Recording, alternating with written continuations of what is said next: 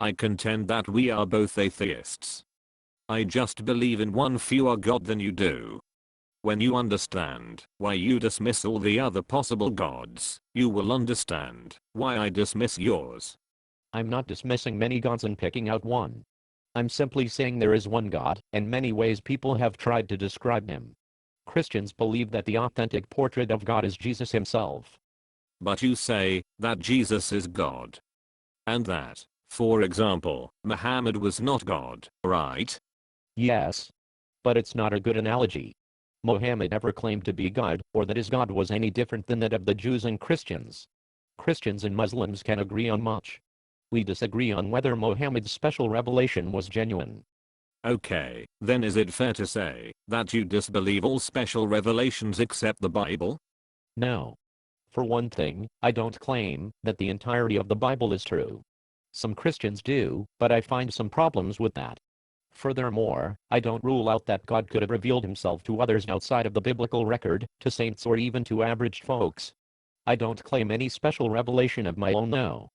So what are you really claiming then? First, that there is a God. We've gone over the reasons for that in our other YouTube videos. Second, that God was born as a man in Jesus, who died and rose again. I cherish the Bible because it contains the earliest witnesses to that event, and thus is critical to learning what God really is like. Okay, so maybe saying that Jesus is just one of many gods isn't quite accurate.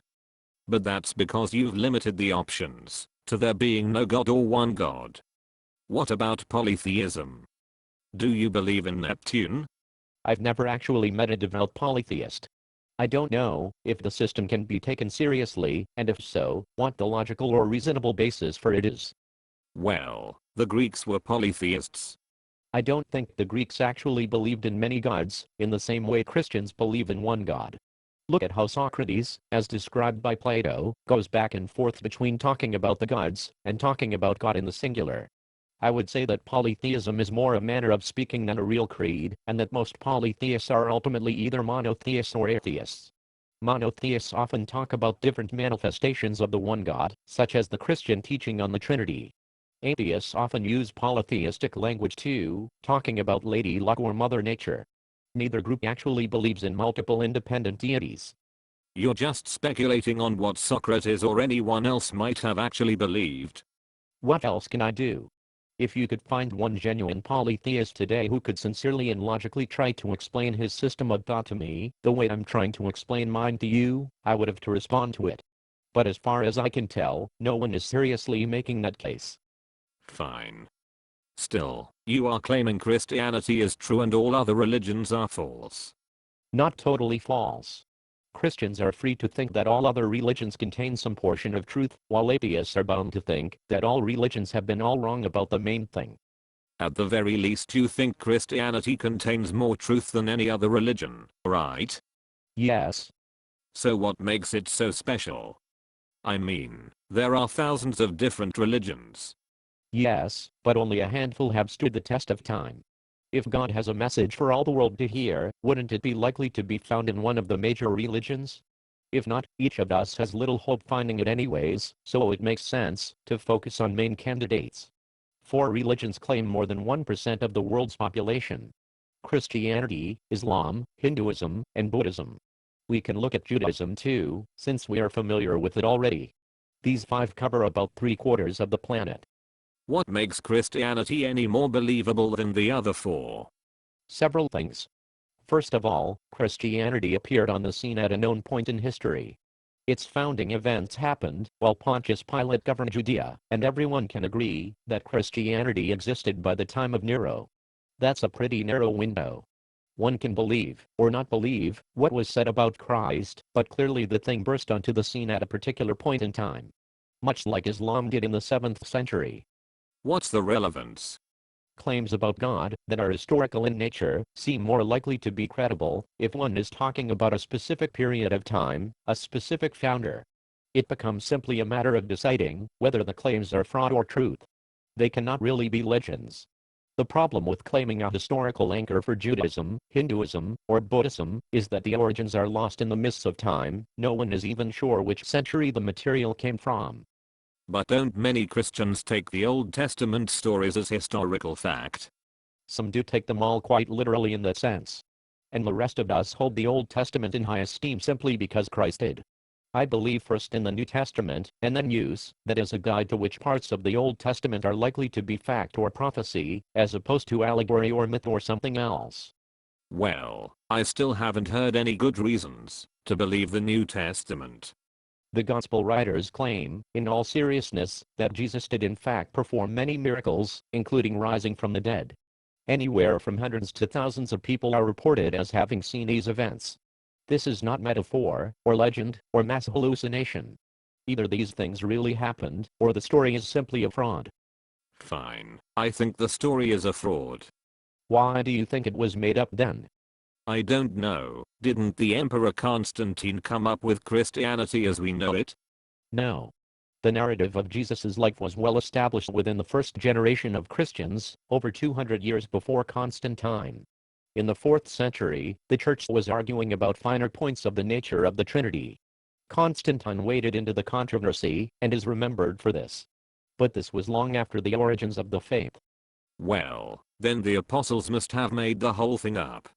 Why make up something so inflammatory to Jews and Romans?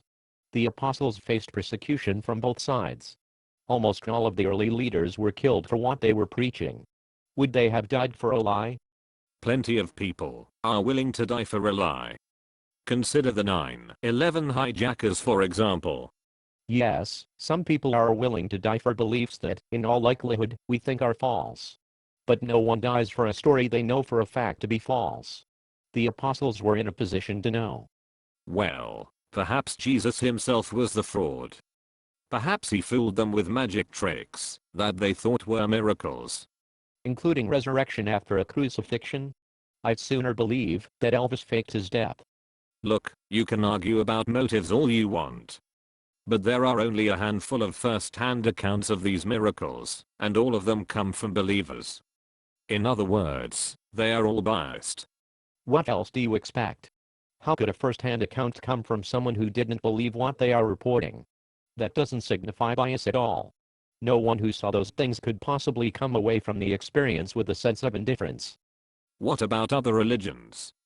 Don't they all have miracle stories? Why are the Christian ones any more believable? Well, the Jewish, Buddhist, and Hindu stories have vague and ancient origins.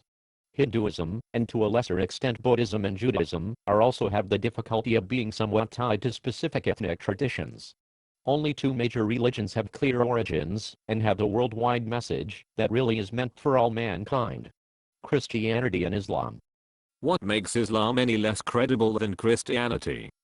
First, Christ's miracles were performed for different people, sometimes in public before large crowds. The accounts we have in the New Testament are somewhat independent. We get a similar story from different writers, making it likely to be the same truth told with different levels of accuracy, or from different angles. Muhammad, on the other hand, reports how an angel appeared to him while he was alone. The whole supernatural basis of Islam is basically one man's word. Second, Muhammad had more motive to make up supernatural claims than Christ or the apostles. Muhammad was a merchant, a politician, and a general. It's not hard to think of reasons why he might make things up, or reasons why people would play along. But it's much harder to make such a case about Jesus.